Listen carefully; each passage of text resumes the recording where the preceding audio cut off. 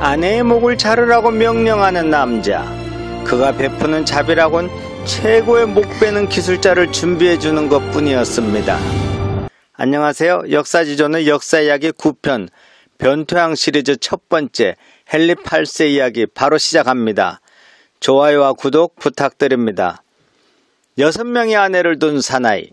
첫 번째 부인 캐서린, 두 번째 부인 엠블린, 세 번째 부인 제인 시모, 네 번째 부인 앤, 다섯 번째 부인 하워드, 여섯 번째 부인 파입니다. 이 중에 변태 사이코패스인 헨리 8세에게 살아남을 여인은 누구일까요? 장자가 아니라 왕이 될 수 없었던 헨리 8세. 하지만 하늘의 도움인지 갑작스런 형의 죽음으로 17세의 나이에 대영제국 왕의 자리에 오르게 됩니다. 그리고 형의 아내, 즉 형수 캐서린과 결혼을 하였습니다.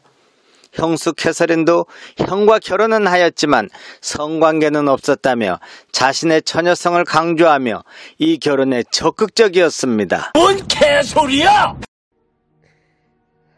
하지만 자녀들은 낳는 대로 시름시름 죽어나가고 딸 하나만 살아남은 6살 연상의 부인이 실어진 왕 앞에 첫 부인 캐서린의 금발의 푸른 눈과 정반대인 흑발의 검은 눈을 가진 위풍당당 생기발랄한 여인 앤블린이 나타납니다. 요리조리 유혹해보지만 앤블린은 왕비 자리가 아니라면 당신을 허락하지 않겠다고 완강히 거부하자 헨리 8세는 교황에게 첫 부인과의 이혼을 허락해달라고 간청했으나 교황의 대답은 이혼 불가였습니다. 이런 헨리에게 들려온 희소식이 있었으니 1500년간 난곡불락의 종교 카톨릭, 이 카톨릭이 분열되었습니다. 종교개혁이 일어난 것입니다. 종교개혁을 핑계로 헨리 8세도 종교를 하나 만드니 바로 성공회였습니다. 이제 영국은 성공회만 믿어. 성공회는 이혼해도 돼! 라며 첫 부인과 이혼과 엠블린과의 재혼까지 일사천리로 진행시켰습니다. 첫 부인 캐서린은 유배당한 곳에서 죽고 그녀가 무덤에 묻히던 날 그녀의 저주가 임했을까요? 엠블린은 아이를 사산하고 맙니다. 딸 하나만 낳고 사산하자 둘의 사이는 급격히 나빠지고 장점으로 보이던 검은 머리 검은 눈동자 생기발랄한 행동 이 모두가 꼴보기 싫어졌습니다. 이런 헨리 8세의 눈에 든 세 번째 여인이 있었으니 제인 시모 바로 엠블린의 시녀였습니다. 금발의 창백한 얼굴, 조용하고 엄격한 제인 시모어는 정열적이고 화려했던 흑발의 엠블린과는 대조되는 성격이었습니다. 그녀와 결혼하기 위해 그토록 갈망했던 엠블린에게 간통죄, 마녀, 근친상간, 불륜, 반역죄 등등 죄란 죄는 모조리 덮어씌워서 참수시켜버립니다. 이렇게 결혼한 세 번째 왕비 제인 시모. 하지만 그녀는 아들을 낳고 12일 만에 산욕열로 죽고 말았습니다. 하지만 이것이 다행했는지도 모릅니다. 변태 남편 헨리 8세에게 죽음을 당하진 않았으니까요. 여자 없이 못 사는 헨리 8세. 또 결혼을 서둘렀으나 이번엔 쉽지 않았습니다. 첫 부인을 유배시키고 두 번째 부인은 목을 잘라버리고 세 번째는 저주인지 죽어버리고 더구나 잘생겼던 그의 외모도 머리 빠지고 배 나오는 중년의 남자로 변해 있었기 때문이었습니다. 이때 독일에서 날아든 한 초상 한 장이 있었으니 세상에 이런 미녀가 있을 수 있을까? 얼씨구나 네 번째 부인 될 독일 여자 앤에게 청혼하고 영국으로 불러들었으나 이게 웬일입니까? 얼마나 뽀삽 처리를 했는지 초상화환 완전 딴판이었습니다. 이 변태왕 헨리 8세 네 번째 아내 앤과 잠자리도 거부하며 뚱뚱한 추녀라고 신하들에게 뒷담화만 하는가 했더니 웬일인지 그녀의 숙소를 들락거리기 시작합니다. 바로 왕비의 시녀 10대의 하워드에게 홀딱 빠져버렸기 때문이었습니다. 네 번째 아내마저 쫓아버리고 이 어린 아가씨와 결혼한 헨리 8세. 하지만 이 어린 아가씨는 50세의 배뚱뚱이 남편은 쳐다보지도 않고 이 남자 저 남자들과 바람을 피우며 돌아다닙니다. 헨리 8세의 분노가 극에 이르자 그녀의 정부들을 모두 산채로 가죽을 벗겨 죽여버리고 5번째 아내 하워드마저 목을 잘라 죽입니다. 사랑과 여자에 지친 헨리, 자기를 간호해주던 몇 번의 이혼 경력이 있는 엄마 같은 캐서린 파와 6번째 결혼식을 올린 후 그녀의 품에서 한많은 변태의 최후를 마칩니다. 6명의 아내 중 2은 참수, 2은 유배, 1명은 사망, 1명은 살아남아서 남편 헨리 8세가 죽자마자 얼씨구나 또다시 재혼하고 맙니다. 여담으로 1번째 부인 캐서린의 딸 메리는 후에 여왕이 되자 영국의 종교를 다시 가톨릭으로 바꾸고 엄마를 이혼하게 만든 성공회를 탄압, 성직자 300여 명을 모조리 처형함으로써 피의 메리라 불리게 되었고, 2번째 부인 엠블린의 딸은 후에 영국 여왕이 되자 영국의 국가를 반석 위에 세우고 영국을 해가 지지 않는 나라로 만든 엘리자베스 여왕이 됩니다. 하지만 이런 헨리 8세와는 비교도 안 되는 어마어마한 변태 대마왕이 있었으니 바로 연산군입니다.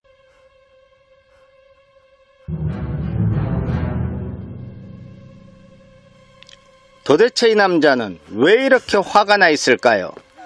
여자를 좋아했던 아버지 성종과 사나운 성품의 어머니 패비윤씨, 두 사람의 나쁜 유전자만 빼닮은 것일까요? 변태 사이코패스 연산군의 뒤를 따라가 봅시다. 안녕하세요. 역사지존의 역사이야기 10번째 변태왕 시리즈 3부작 2번째 연산군 편입니다. 연산군은 어진이 없기 때문에 이 모습 또는 이 모습 이렇게 여러가지 모양으로 나올 수 있으니 참고하시기 바랍니다. 조선의 10대왕 연산군 이용, 세자 시절 한 광경을 목도하게 됩니다. 성군으로 대왕의 칭송까지도 받는 성종과 대간들에 대하여서 한결같이 반대하는 대간들 앞에 알겠다, 내 다시는 이 일을 논하지 않겠다며 돌아서는 성종의 혼잣말. 에이씨, 왕노릇 못해 먹겠네. 아버지 성종의 욕설은 세자 연산에게 큰 충격으로 다가왔고 마음속에 잠들어 있는 전투의지를 이끌어냅니다. 내가 왕이 되면 아무도 기어오르지 못하는 절대 왕권을 세우리라. 마침내 왕의 자리에 오른 연산군. 처음 몇 년간은 탐색전을 벌이듯 별일 없이 지내는 듯 했으나 그에게 다가온 인물이 있었으니 바로 임숭재입니다. 연산군이 아버지 성종과는 전혀 다른 기질을 가진 왕이라는 것을 간파한 임숭재는 연산을 유흥의 길로 안내합니다. 이에 연산이 대간들이 뭐라 하지 않을까 하고 염려하자 그깟 대간들 깨부수면 될 터, 오늘 저희 아버님을 한번 만나보시겠습니까? 이렇게 독대의 자리가 만들어진 연산군과 임숭재의 아버지 임사홍. 이 자리에서 임사홍은 패비윤씨가 사약을 마시며 피를 토한 금산천을 보여줍니다. 그리고 궁궐에서 패비 논의가 한창일 때 중전마마견 원자마마가 계십니다. 옛날부터 투기하지 않은 부인이 없었습니다 라면서 소신이 극렬 반대하여 처음에 패비 위기는 막았으나 2번째는 제가 유배에 처해 있어서 막지를 못하였습니다 하고 아뢰자 연산군의 분노는 하늘을 찌르고 말았습니다. 어렴풋이 알고는 있었지만 피 묻은 어머니의 금산천과 교모의 화를 도르는 임사홍의 말에 그 밤에 궁궐로 오자마자 아버지 성종의 여자들인 엄숙의와 정소영을 끌고 와 그녀들의 아들들로 즉 자식의 엄마를 죽이게 했으니 그들은 바로 자기의 이복 동생들이었습니다. 그리고는 둘의 상투를 틀어지고 자신의 할머니 인수대비에게 쳐들어가 폐악질을 부립니다. 이날의 충격으로 한 달 만에 숨을 거두는 인수대비. 그녀는 죽어가면서 무슨 생각을 했을까? 윤씨의 패비 결정 내린 것을 후회했을까? 아니면 연산군을 폐쇄자 시키지 못한 것을 더 후회했을까? 이어 연산은 신하들을 모아놓고 패비 윤씨 때 찬성한 신하들과 반대하다 불이익 받은 자, 이도저도 아니고 눈치만 살핀 자로 분류해서 아뢰어라 하고 말하니 몇몇 신하들이 선왕이신 성종께서 이 일을 거론하지 말라고 하는 순간 연산군의 불효령에 더 이상 어쩌지 못하였습니다. 아버지가 명철한 군주라 하더라도 어찌 잘못한 게 없겠느냐. 이 갑자사화로 궁궐에는 피바람이 불었고 자신에게 한마디라도 쓴소리를 하는 자는 모두 죽였습니다. 중국 수박이 먹고 싶다고 했을 때 말린 신하도 죽였고 절약하라는 신하도 죽였으며 심지어 세자 시절 자신을 가르친 스승 조지석까지 죽인 연산군. 잡혀온 자들로 감옥은 차고 넘쳐 바깥에 둘 수밖에 없고 고문으로 인한 비명소리는 그치지 않았으며 목이 잘려 장대에 걸리는 수도 늘어만 갔습니다. 신원패를 차고 다니게 만들고 사모 앞뒤로 충성자를 새기게 만들고 그리고는 마침내 대관들로 가마를 지게 하였습니다. 포갑을 통하여 황제적 권력을 구축한 연산군. 중국의 홍무제도 무수한 사력으로 절대 권력을 잡았으나 오늘날 성군으로 칭송받는 일을 했는데 연산군은 자신의 막강한 힘을 무엇에 쓸까요? 자고로 권력은 즐겨야 제맛이지라며 그는 끝내 방탕의 길을 선택합니다. 이것이 바로 연산군이 영원히 폭군으로 남는 이유입니다. 수천 명이 춤추고 노래하는 연애는 얼마나 멋있을까? 즉시 채용사를 꾸려 전국의 미녀들을 모집하고 그들을 흥청과 운평으로 부르며 타락의 길로 들어섰습니다. 흥청의 권세는 대단해서 만약 왕의 은총을 입은 천과라도 되면 대감들도 그 앞에 머리를 조아렸습니다. 해서 흥청에 떨어진 여자들은 울기도 하고 심지어는 스스로 목숨을 끊기도 하였습니다. 이때 연산의 눈에 띈 장녹수.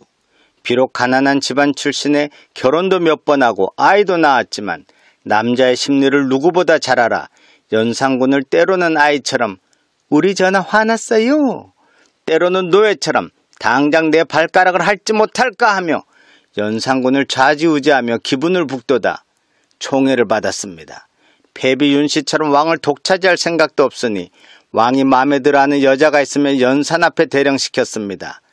연산의 연회에는 신하들의 부인들도 이름표를 달고 참석하게 하였는데 좌의정 박승질의 처는 젊고 와서 열흘간이나 연산의 총애를 받고는 집으로 돌아가서 날마다 목욕하고 꽃단장하며 대골쪽만 바라봤다고 합니다. 이런 와중에 유배되었던 이장곤이란 사람이 유배지를 탈출했는데 문무에 능한 그의 탈출은 궁궐의 위기감을 일으켰습니다. 그가 각지의 사람들을 모아 반란을 일으킨다면 그럼 연산과 그의 신하들은 살아남지 못할 것을 안 신하들이 먼저 반정 모의를 꾸미게 됩니다. 월산대군의 부인 박씨는 바로 연산군의 큰어머니인데 그녀가 연산의 아이를 가졌다는 등의 소문이 일자 그의 동생 박원종이 왜 참고 사오? 차라리 약을 먹고 죽으시오 라고 했다는데 이 박원종을 중심으로 거사가 도모되었습니다. 거사 일주일 전 연회에서 술을 마시던 연산은 장녹수와 전비를 끌어안고 만일 반정이 있게 되면 너희도 무사하긴 어려울 것이다 라고 하여 셋이서 엉엉 우는 사건이 있었습니다. 박원종의 거사 소식이 알려지자 앞다퉈 너도 나도 모여드니 대세는 일찌감치 결정되었습니다. 강화도 교동도에 유배된 연산군은 자신의 아들들도 모두 사사되었다는 이야기를 듣고 부인이 보고 싶다라는 유언을 남기고 죽었습니다. 반정이 일어나기 전에 연산군의 술친구 임숭재는 부인과 여동생도 연산군에게 바치고 전하께 더 많은 미녀들을 바치지 못한 것이 원통하다라며 숨을 거두고 장녹수는 군기시 지금의 시청 앞에서 배웠는데 분노한 군중들이 돌을 던져 순식간에 돌무덤을 이루었다고 합니다. 다음 영상은 주지웅님의 대명사 마리와 달기편입니다. 안녕하세요. 역사지존의 변투항 시리즈 3편 상나라 주왕편입니다. 이 이야기는 중국의 역사 중 신화에 가까운 사망 오제와 하나라를 거쳐 상나라 때의 일입니다. 흔히들 상나라를 은나라라고도 합니다.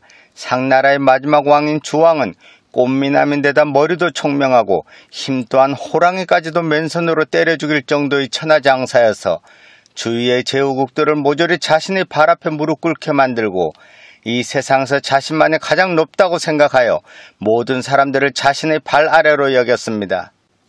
500년 이상을 이어온 상나라는 물자도 풍족했으며 백성들도 태평성대를 즐기던 어느 날 주왕은 또 다른 제후국인 유소국을 공격하였습니다. 이곳의 제후 유소씨는 자신의 운명이 다한 것을 알았습니다. 이제 급한 일은 멸문지하를 당할 자신의 가문에서 하나밖에 없는 자신의 딸을 구하는 것이었습니다. 상나라의 주왕이 원수이기는 하지만 자신의 딸을 주왕에게 준다면 가장 안전하지 않을까라고 생각한 그는 자신의 딸 달기를 상나라 주왕의 후궁으로 바쳤습니다. 달기, 한번 보면 빨려들 것 같은 깊은 눈의 하얀 피부, 복숭아 같은 붉은 뺨, 마치 하늘에서 내려온 선녀의 모습을 하였다는 여인. 그녀가 불과 7살인 어린 아이였을 때도 그 마을의 남자들이 눈을 마주치지 못할 정도의 미모를 갖췄으며 그 아이의 모습을 한 번이라도 본 남자는 7살의 어린 아이에 불과한 계집아이 때문에 몇 날 밤을 잠을 이루지 못할 정도의 미모를 가졌습니다.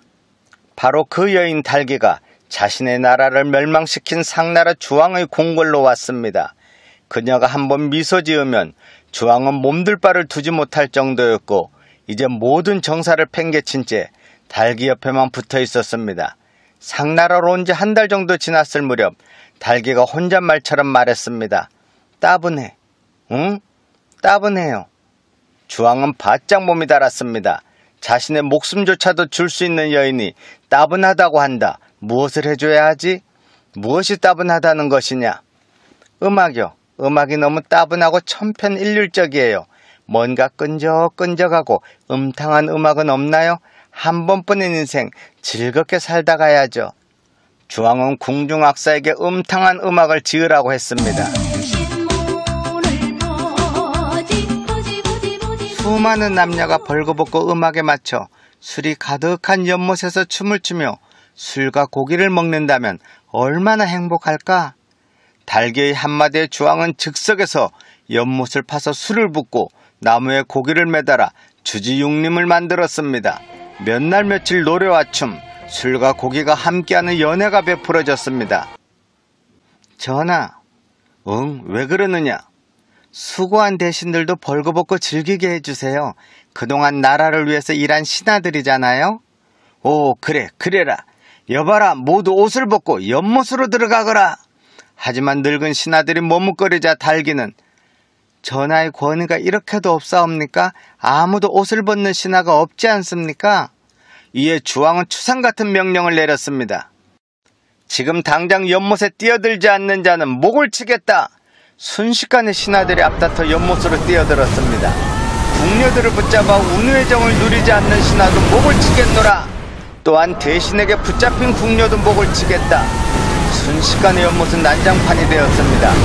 붙잡으려는 대신들과 도망가려는 궁녀들, 하지만 늙은 대신들이 팔팔하고 젊고 죽기를 각오하고 도망가는 궁녀들을 잡을 수가 없었습니다. 반순화되는 신하들이 목을 잘리고 말았습니다. 하지만 아직도 상나라에는 2명의 충신이 있었습니다. 기자와 비간.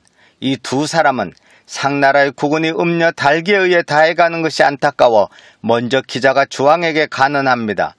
상아로 만든 젓가락을 쓰면 보통 그릇에 만족 못하고 옥으로 그릇을 만들게 되고 옥그릇을 쓰게 되면 보통의 반찬을 담기 싫어지고 진수성찬만을 담게 될 것이니 사치를 그만두지 않으면 상나라는 망할 것입니다. 라고 하는 순간 왕과 달기의 표정이 일그러지는 것을 보고 그날로 집으로 돌아가 모든 것을 정리한 뒤 미친 척하며 숨어버림으로써 목숨을 부지할 수 있었습니다.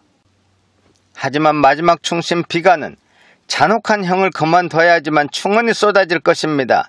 그 충신들의 말을 듣고 그대로 행한다면 상나라는 다시 부흥할 것입니다. 라고 간했다가 이 얘기를 듣던 달기가 주왕에게 충신의 심장에는 7개의 구멍이 있다는데 그것을 한번 보고 싶습니다. 라고 아뢰자 주왕은 즉시 비간의 가슴을 갈라 심장을 꺼냈다고 합니다.